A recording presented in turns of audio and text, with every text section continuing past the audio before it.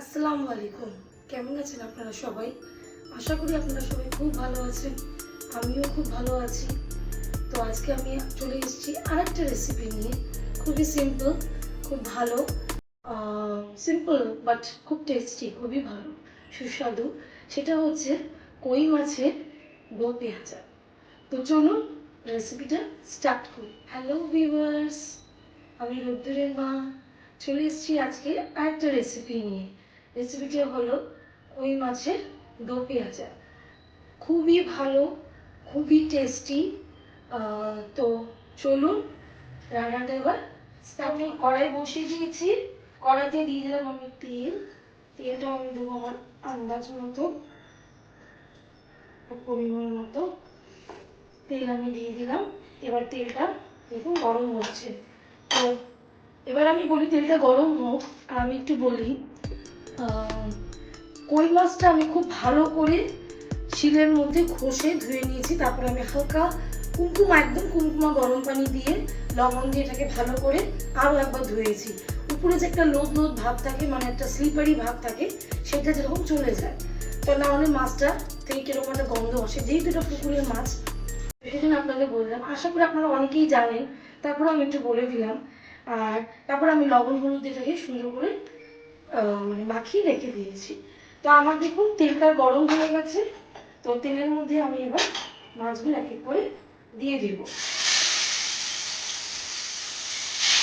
এবার মাছটাকে আমি ভালো করে এপিট ওপিট ভালো করে ভেজে নিই। তা আমার কোন মাছগুলো আমার ভাজা হয়ে গেছে, লাল লাল করে বেশ ভেজে নিয়েছি। এবার আমি কই মাছগুলো এক এক করে তুলে নেব।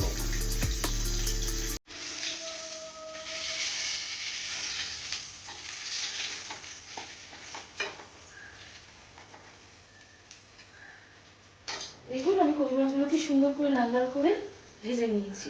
এবার আমি রেখে দেবো সাইড করে মাছগুলো। এবার আমি এই কড়াইয়ের মধ্যে আমার আরেকটু তেল দিতে লাগবে, তার জন্য আমি একটু তেল অ্যাড করে দিলাম। তো আমি সর্ষের তেল দিয়ে দিলাম। তেলটা একটুখানি গরম হবে, যেহেতু এটা সর্ষের তেল, মানে একটা ঝাঁঝ লাগবে, তো একটু গরম হোক। আমার তেলটা গরম হয়ে গেছে, তেল দিয়ে অলরেডি ধুলো বেরিয়ে গেছে। তো যেহেতু এটা দো পেঁয়াজা, তো পেঁয়াজের পরিমাণটা অবশ্যই এখানে আপনারা একটু বেশি করে দেবেন। তো এই যে আমি পেঁয়াজ দিয়ে দিচ্ছি, আমি আমার আমার পরিমাণ মতো আমি আমার পেঁয়াজ দিচ্ছি। এবার এটাও আপনারা আপনাদের পরিমাণ মতোই পেঁয়াজটা দিতে হবে, তবে পেঁয়াজটা দিলে বেশি করে দিতে হবে, তবে মাছটা টেস্ট হবে। আমি এখানে দিলাম, আমি কিন্তু প্রায় দুটো বড় বড় পেঁয়াজ দিয়েছি। তো পেঁয়াজগুলোকে আমি এবার একটু ভেজে নেব। পেঁয়াজগুলো আমার লাইট করে ব্রাউন করে ভাজা হয়ে গেছে। তো এর মধ্যে আমি দিয়ে দেবো অল্প পরিমাণে আদা রসুন পেস্ট, অল্প, বেশি না। দিয়ে দিলাম আদা রসুন পেস্ট, সরি। এবার একটুখানি এটা কিছু নাড়াচাড়া করতে হবে, ততক্ষণ পর্যন্ত এটা একটু গন্ধটা না হবে। গন্ধটা চলে গেছে, বসে গেছে। এবার এর মধ্যে আমি এক এক করে মশলাগুলো দিয়ে দেবো। আমি এখানে প্রথমে আগে দেবো হলুদের গুঁড়ো, যার যার পরিমাণ মতো দিতে হবে। আমি আমার পরিমাণ মতো আমি হলুদের গুঁড়ো দিয়ে দিলাম। তারপরে দিতে হবে ধনে গুঁড়োটা একটু বেশি পরিমাণে।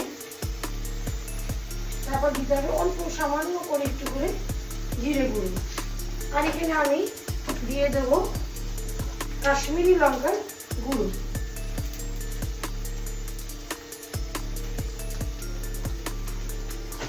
এবার আমি স্পাইসগুলোকে ভালো করে কষাবো। এখান থেকে মশলা থেকে তেল কষে গেছে, মানে কষানো হয়ে গেছে।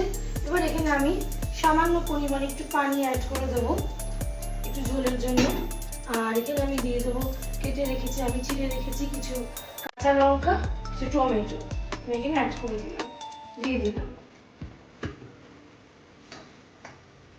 দিয়ে একটু নাড়াচাড়া করবো সামান্য, আর সামান্য একটু পরিমাণে একটু পানি এখানে অ্যাড করে দেবো। আমি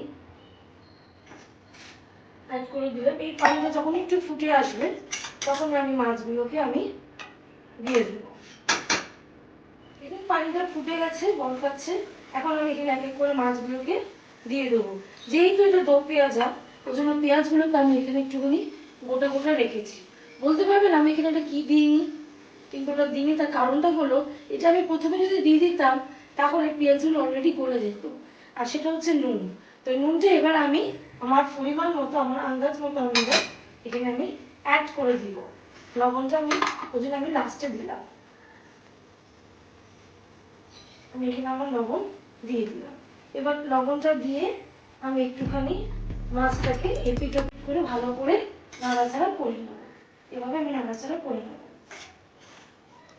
আমার দো পেঁয়াজটা প্রায় হয়ে গেছে, কই মাছটা রেডি। এবার জাস্ট আমি উপর দিয়ে একটু ধনে পাতা নামানোর আগ দিয়ে আমি একটুখানি ছড়িয়ে দিলাম। এবার এটাকে আমি একটুখানি ঢেকে রেখে দেবো। বাস হয়ে যাবে কই মাছের দো। এই যে আমাদের আজকে দো পেঁয়াজা রেডি হয়ে গেছে। তো কেমন লাগলো আপনাদের অবশ্যই জানাবেন। একটা কথা বলি, কই মাছের অনেক রকমের রেসিপি হয়, তবে আজকে আপনাদের আমি এটা দেখালাম। আমি চেষ্টা করব সামনে আরও ভিডিওতে আরও কই মাছের কিছু ডিফারেন্ট রেসিপি নিয়ে আসতে। তো আজকে এই পর্যন্তই, আবার দেখা হবে। বাই বাই, সবাই ভালো থাকবেন, সুস্থ থাকবেন। বাই।